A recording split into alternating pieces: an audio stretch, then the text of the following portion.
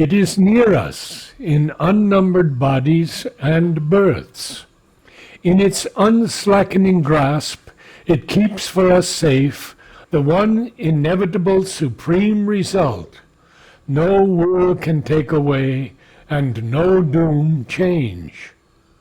The crown of conscious immortality.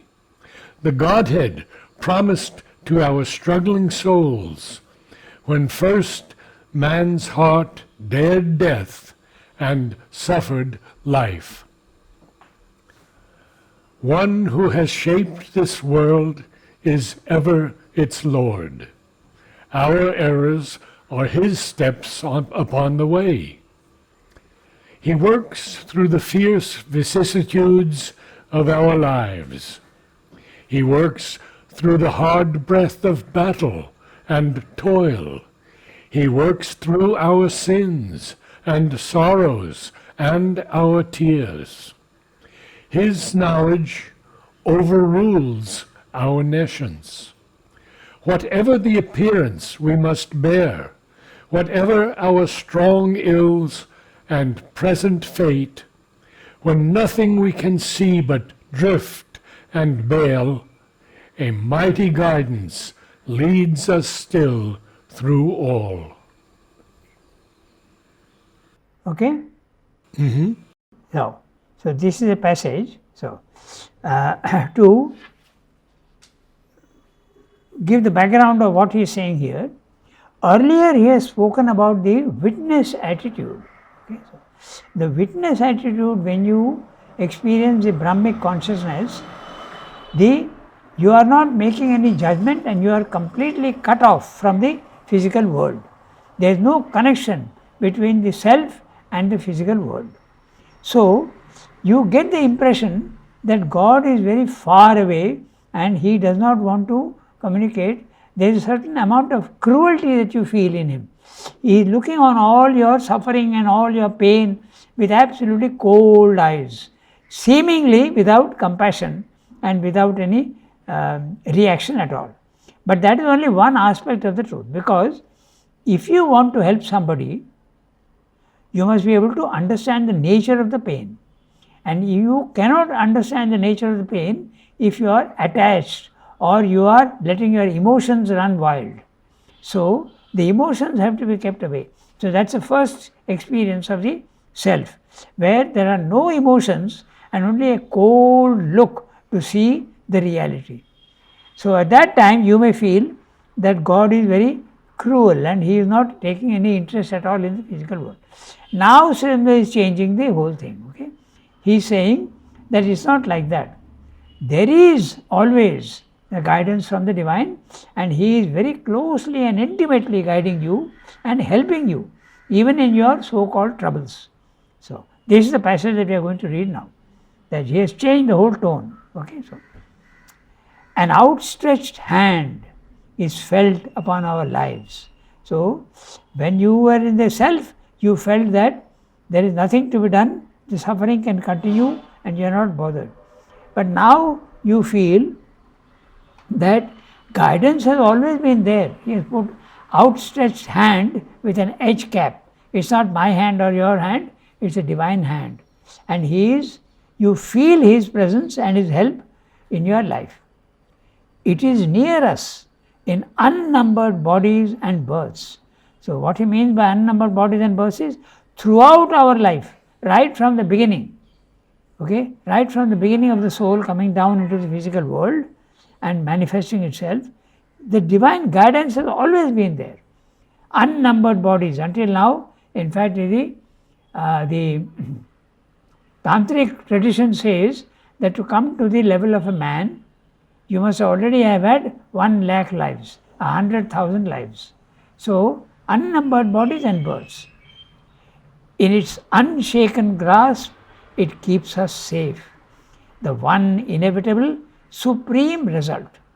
What is the supreme result? Your realization of the divine. Okay? That is, the destiny is sure. What he means is that the destiny is sure for every soul. Okay? So long as you are identified with your body, mind, life, you may feel lost, you may feel the pain and suffering, But if you are identified with your soul, then you will realize that the guidance is always there and he is guiding you fully through all the vicissitudes of life.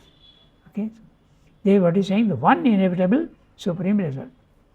No will can take away and no doom change. But this has to be interpreted as for the soul and not for the body-mind life. You must understand that your soul, every soul is guaranteed success for its realization. The crown of conscious immortality. What is the supreme result? He is explaining to us what the supreme result is. The crown of conscious immortality is the supreme result, and that nobody can change away, nobody can take away. The Godhead promised to our struggling souls. He is still explaining the supreme result. It's the crown of conscious immortality and the Godhead promised to our struggling souls. Okay? When first man's heart dared death and suffered life. In other words, right from the beginning. So, when first man's heart dared death and suffered life, now it's a full stop. So, in other words, the divine guidance, the outstretched hand has been there right from the first. When he dared death and suffered life. Where is this?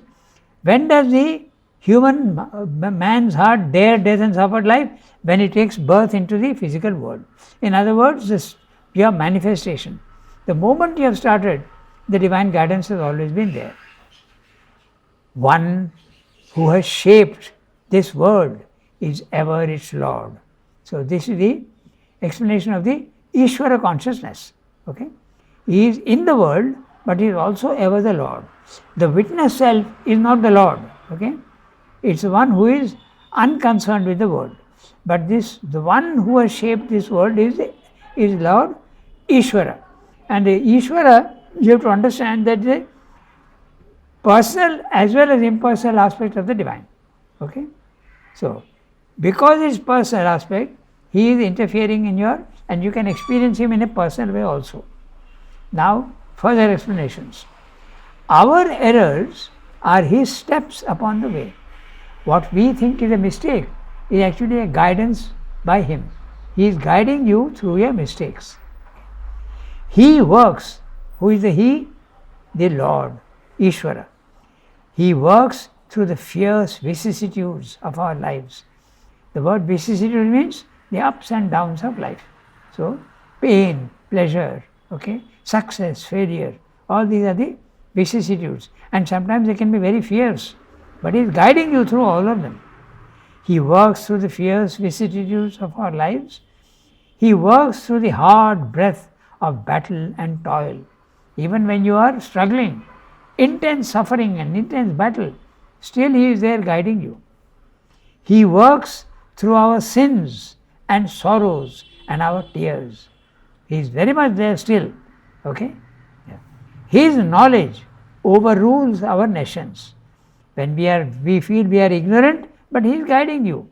His knowledge is even your errors are steps on the way. Okay? Whatever the appearance we must bear, whatever our strong ills and present fate, when nothing we can see but drift and bail. Drift is, life seems to be meaningless and drifting without any goal. And bail, the word bail is evil, okay, physical and mental torment. So even when all that is going on, a mighty guidance leads us still through all. So even in your deepest pain and your deepest difficulties, he is always there behind. That's what she has been saying. This is in absolute opposition to what he has said earlier about the witness self. The witness self is, first of all, the divine is looking objectively at the at the sufferings of man, to know the nature of the suffering. Then he can deal with it and lead you on the right way. Okay, we go to the next section. After we have served this great divided world, God's bliss and oneness are our inborn right. A date is fixed in the calendar of the unknown, an anniversary of the birth sublime. Our soul shall justify its checkered walk. All will come near that now is naught or far. These calm and distant mights shall act at last. Immovably ready for their destined task, the ever-wise, compassionate brilliances await the sound of the Incarnate's voice, to leap and bridge the chasms of ignorance, and heal the hollow yearning gulfs of life, and fill the abyss that is the universe. Okay, so he has just told us that even when we are in maximum difficulty, the guidance is always there and leading you. The only problem is we lose our patience and we think that this is the rock bottom, but actually it is not. Okay? He is leading you through all these difficulties. After we have served this great divided world, okay? In other words, every soul has to go through stages. First, there is the normal life where one is doing everything for one's own ego. So, that's a normal life. But a time comes when the soul realizes that it has to work for others. So, he is talking, when you have served this great divided world, means he is introducing the unselfishness of charity, humanity, okay, philanthropy and altruism. So, that's what he is saying. So, after you have done that, which is not the spiritual life, okay, but morality and altruism and philanthropy prepare you for a spiritual life. So, he is saying, after we have served this great divided world, not served ourselves, we are serving the world, okay. God's bliss and oneness are our inborn right. So, once you have gone through the moral stage, now the God's bliss and oneness is your inborn right. You are sure to get it once you have gone there. So, first the moral life, then the spiritual life. A date is fixed in the calendar of the unknown, an anniversary of the birth sublime. Okay. So, which is the birth sublime? The man's, the soul, the human soul, the divine soul coming down and becoming an individual soul in the physical world. That's a birth sublime. Okay. Man's soul taking birth in a body. Okay. Our soul. What is the calendar of the unknown? Okay. So, for each soul, the date of delivery and liberation is fixed.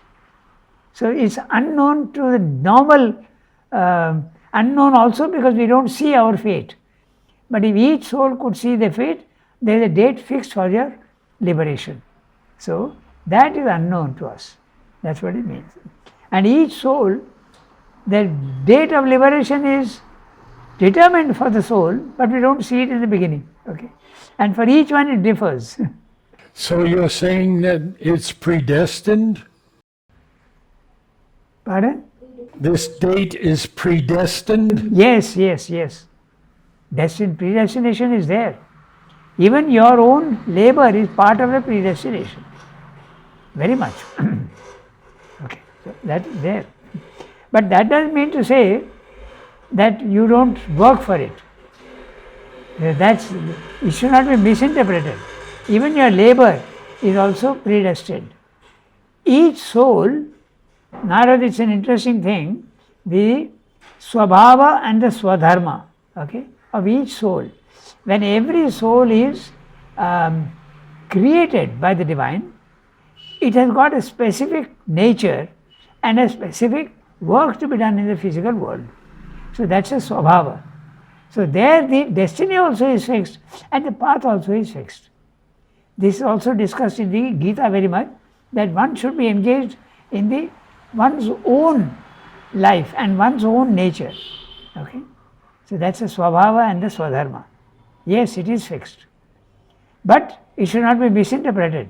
When you say fixed, then you feel that if it is fixed, I don't need to do anything. Even your labor is actually fixed. You will have to go through it. Okay, so a date is fixed in the calendar of the unknown, an anniversary of the birth sublime. Our soul shall justify its checkered walk. Now the word checkered means, usually checkered means up and down, vicissitudes, light and darkness, chiaroscuro if you want, suffering and also pleasure, pain and also success and failure both. That's why it is checkered. Then I also see the word checkered as being stepping to one side or the other side and staying off the path. yes, that's right. That's the same thing. You are saying the same thing in different words. Okay. And he's saying our soul shall justify its checkered walk. In other words, when you are in suffering and in ignorance, you feel that this is horrible. Why am I going through all this? But after you have gone through the suffering and you reach the goal, then you realize the importance and your suffering is justified. Oh, the suffering is now, there is a plan and there is a purpose to the suffering and pain. So that's what you mean by justification. Otherwise, man's pain and suffering cannot be justified if you don't see the totality. That's what he means. Our soul shall justify its checkered walk. All will come near that now is not or far. Now is not means not there at all, absent or far. It becomes near. These calm and distant mights shall act at last. So the distant mights, what are they? The divine power, divine knowledge, divine bliss. These are the mights which are at the highest level. Immovably ready for their destined task. Those things, the divine grace, the divine knowledge, the divine consciousness, the divine power, divine will are there.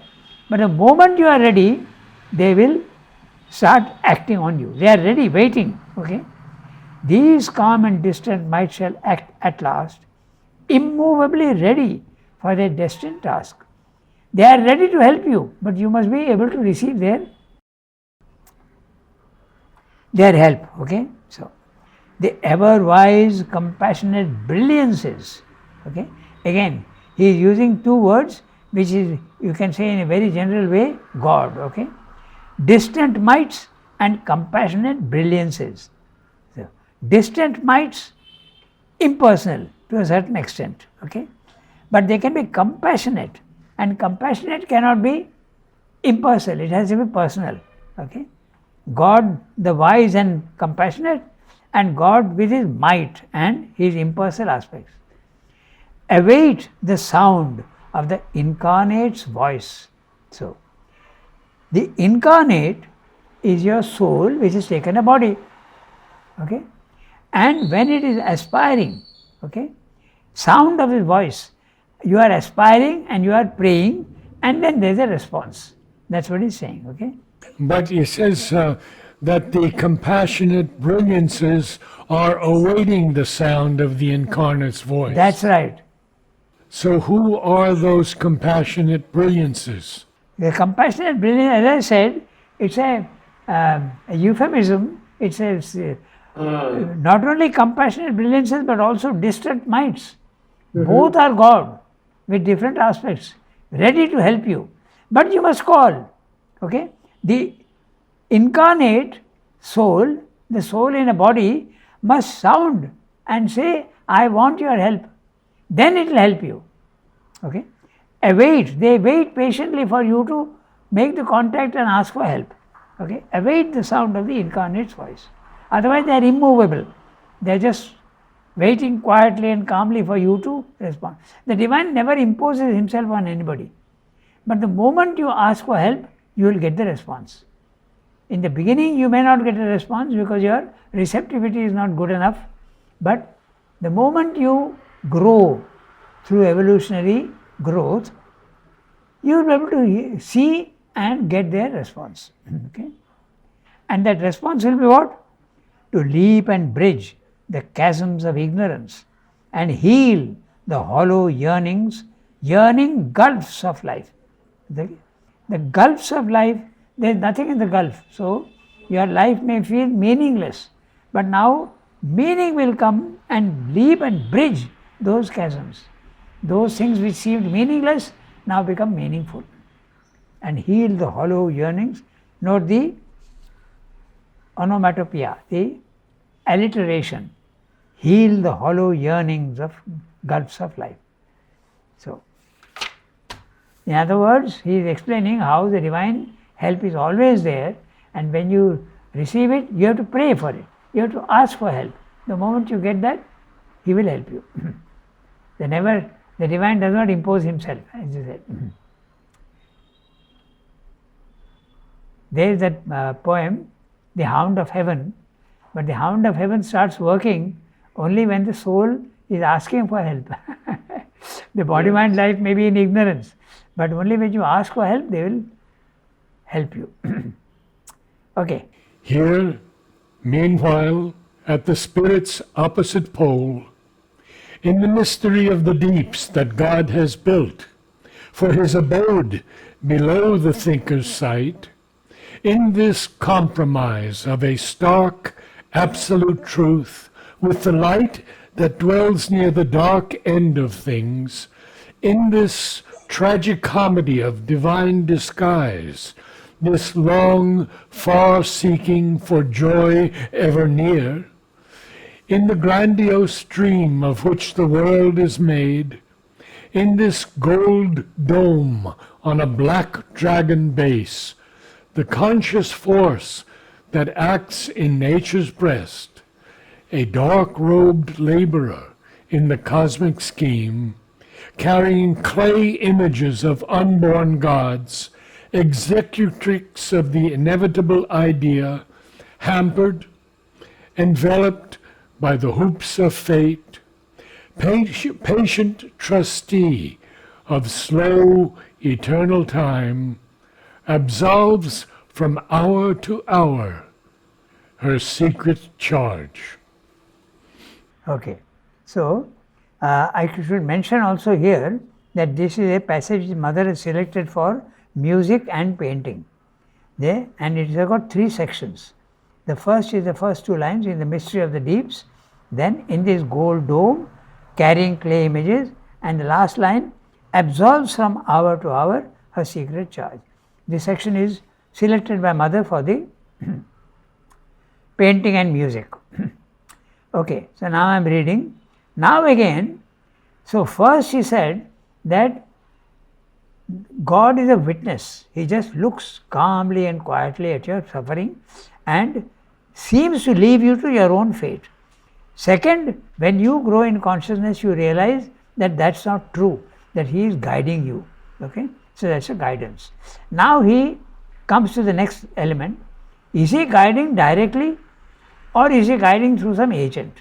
So he is not directly guiding in the physical world, but he is doing it through his agent, which is nature. So that's the description now that he will be giving you. Okay, God is directing things in the physical world through nature. It is nature that is acting.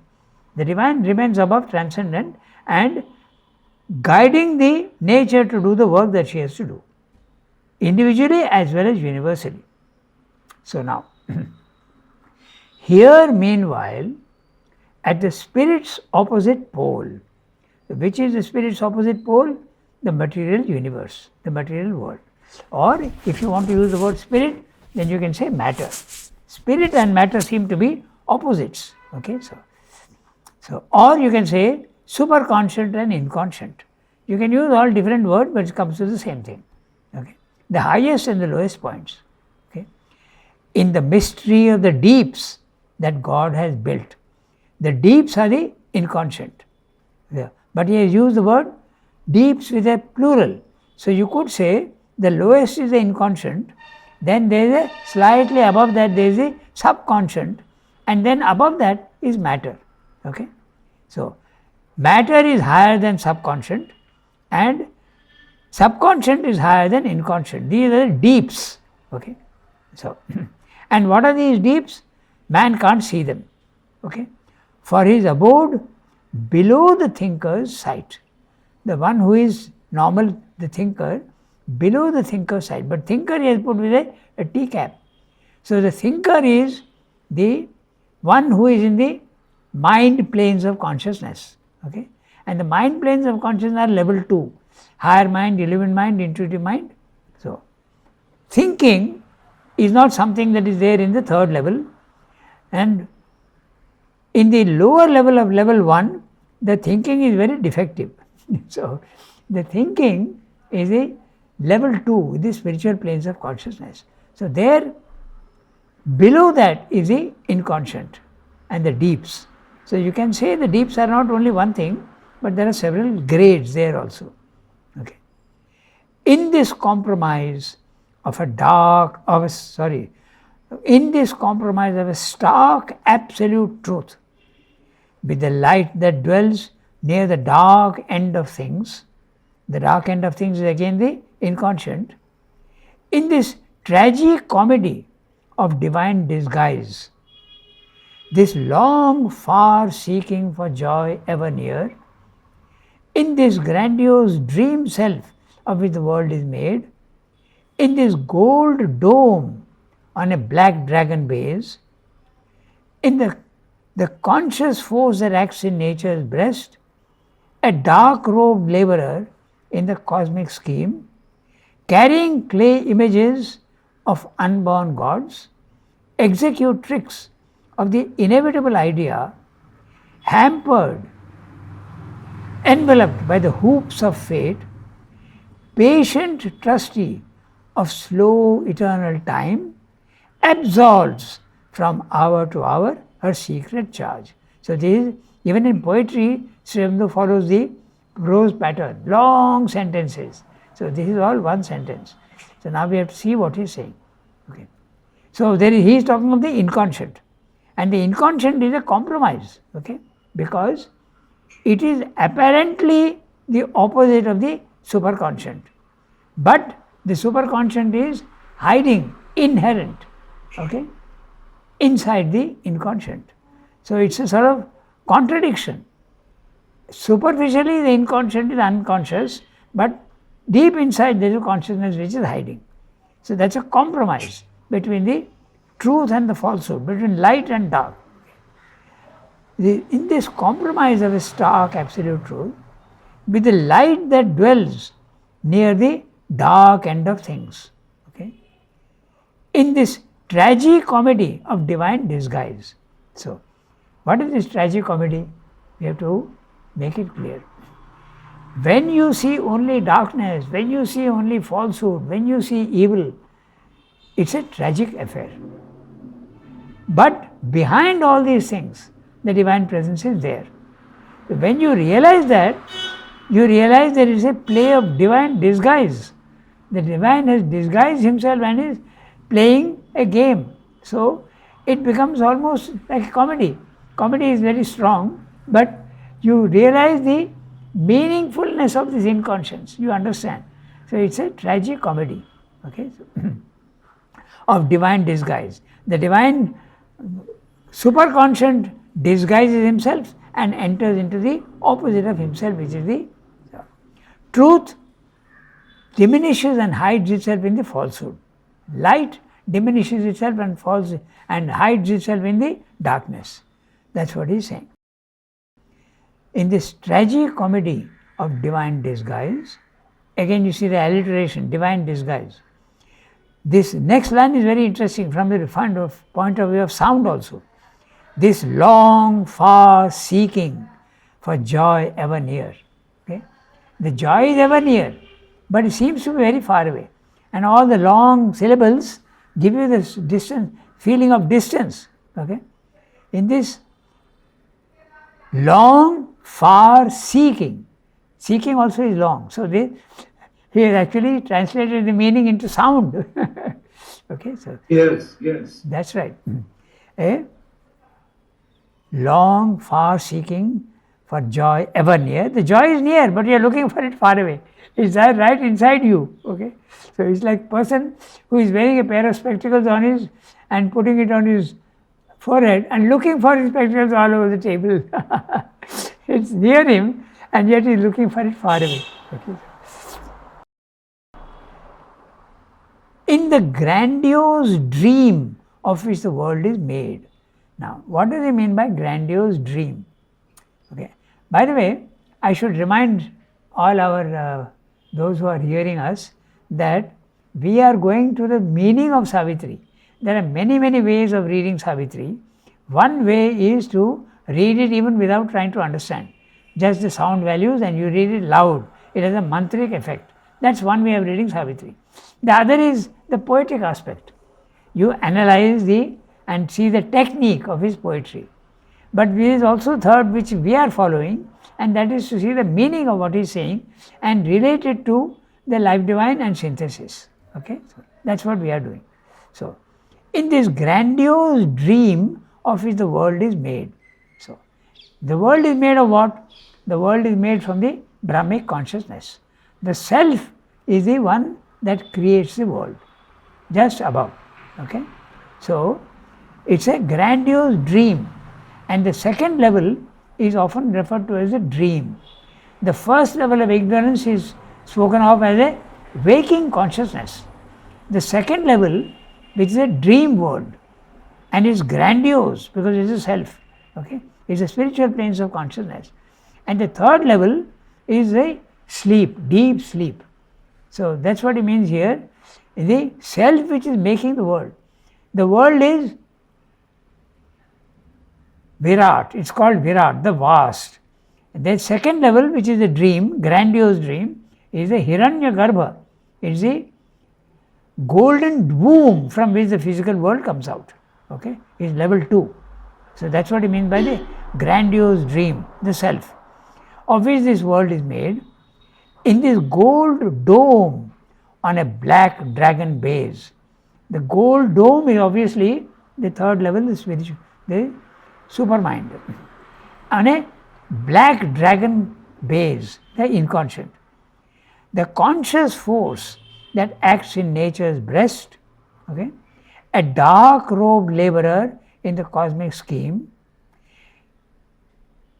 carrying clay images of unborn gods. The sentence is not over yet. Executrix of the inevitable idea, hampered, enveloped by the hoops of fate, patient trustee of slow eternal time, absorbs, now the verb has come, all these are the subject, absorbs from hour to hour her secret charge. So, what's he talking about? He is talking about God acting through nature. Nature is the patient trustee, nature is the executrix, nature is the conscious force that is acting, the dark robed laborer. So, this is nature. Dark robed laborer. Then executrix. Okay.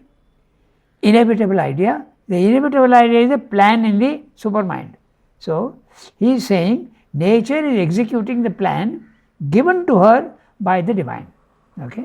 So, the inevitable idea is the blueprint of everything that has to come down and manifest itself in the physical world. Okay. The eternal inevitable idea. Could you explain the clay images of unborn gods? Yeah. So, we come to that. Okay. So, the dark robed laborer in the cosmic scheme, carrying clay images of unborn gods. The unborn gods are above, and when they take form in the physical world, they become only forms. Forms which seem to be absolutely without any consciousness. So, these are the clay images. All the things that are there on top in the spiritual worlds, when they come down to the physical world, they appear only as dead material forms. So, they are the clay images. In other words, everything that you see here is an image of something at the higher level. We come back to the idea of the archetype. The archetype of the lotus is in heaven. Okay? So exactly the same. The clay image is the lotus in the physical world, but there is a inevitable idea which is the archetype which is in heaven. When it comes down, it becomes a clay image. I am using the word clay image because when we worship God, we are using idols, and they can be clay image, they can be metal images, but anyway, they are images, representations and symbols. That's what he means by clay images. Okay, they represent something on top. It's exactly like, okay, my ring. That's a symbol of the mother. It's not the mother herself, but it's a symbol. So it's a clay image of the mother. All symbols and representations and figures, Shabda uses these words, figure, representation, images. They are all the outermost image of the reality. So through the image, you can go to the reality. So clay image, after all, when we worship clay images or metal images, that will take us to the higher levels of consciousness. So that's what he means by clay images. The clay images are the lowest symbols in the physical world of higher realities. Now, he is talking of who is executrix. Who is the executrix? Nature. Nature is carrying out the orders given to her by the divine. Okay? So, executrix of the inevitable idea. There is an idea, the divine, the Ishvara has given an order, do this, and nature is executing it. Okay? Later on, it will become very clear that he is talking of Purusha and Prakriti. Okay? So, executrix is the Prakriti. Executrix of what? The inevitable idea.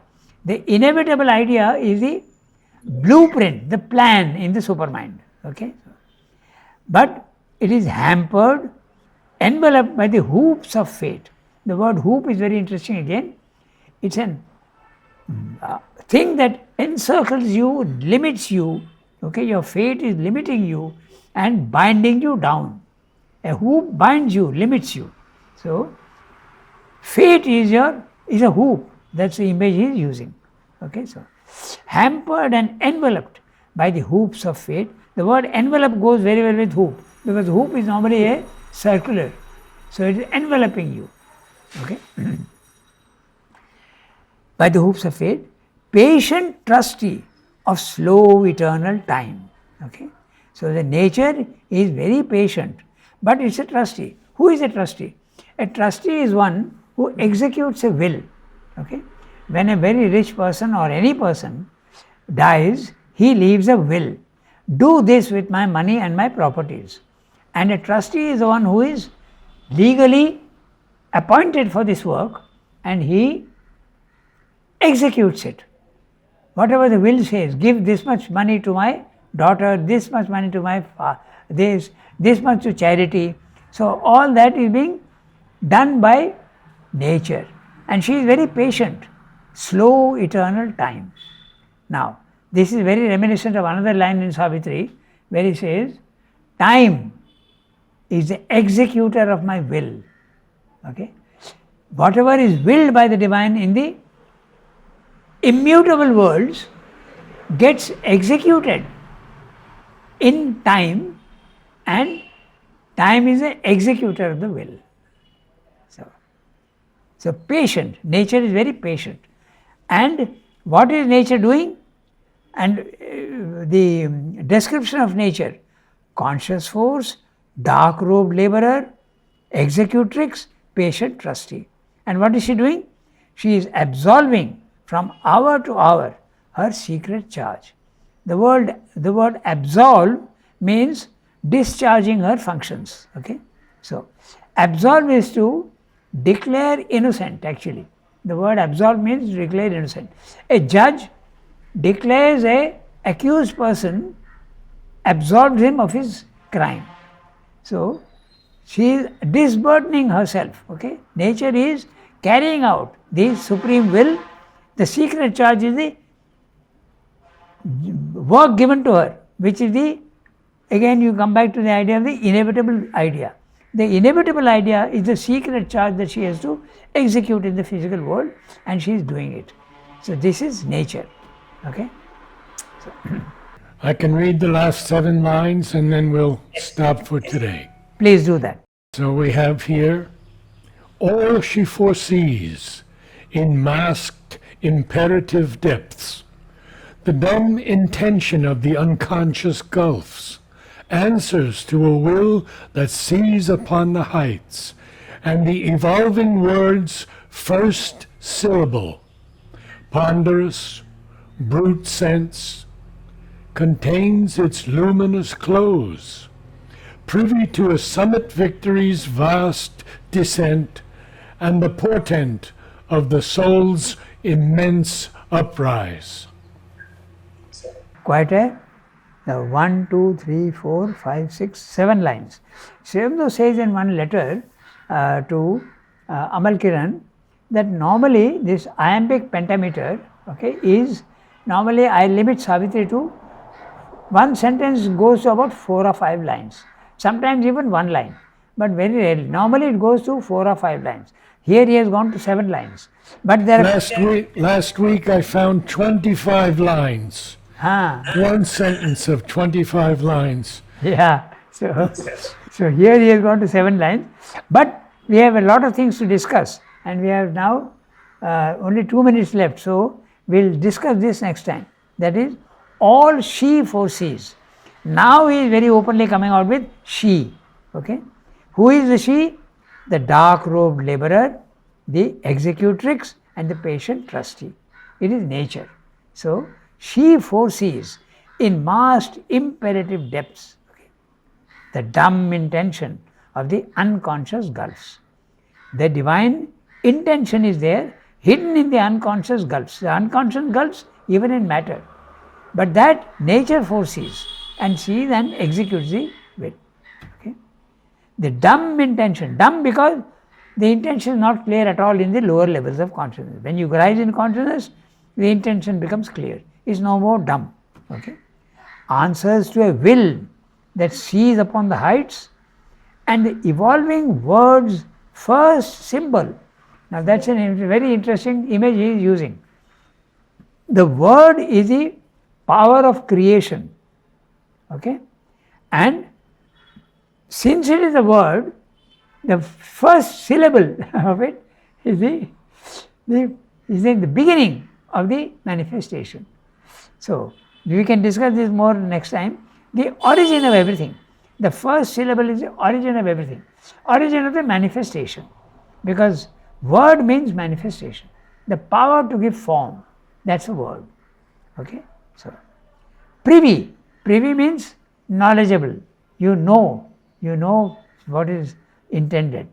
Privy to a summit victory's vast descent, and the portent of the soul's immense uprise. Portent is, they are saying, the dictionary says it is archaic, exceptional, wonderful thing, okay? But it is, the contemporary meaning is sign, warning. But the archaic meaning which Ramda is using here is the exceptional, wonderful thing, the potential to come in the future. And the portent of the soul's immense uprise, every soul is destined to go to the highest levels. The word potent is used in that sense here. It's archaic, but Srimad is certainly using that. Okay? Thank you, Ranga. See you tomorrow for the essays on the Gita.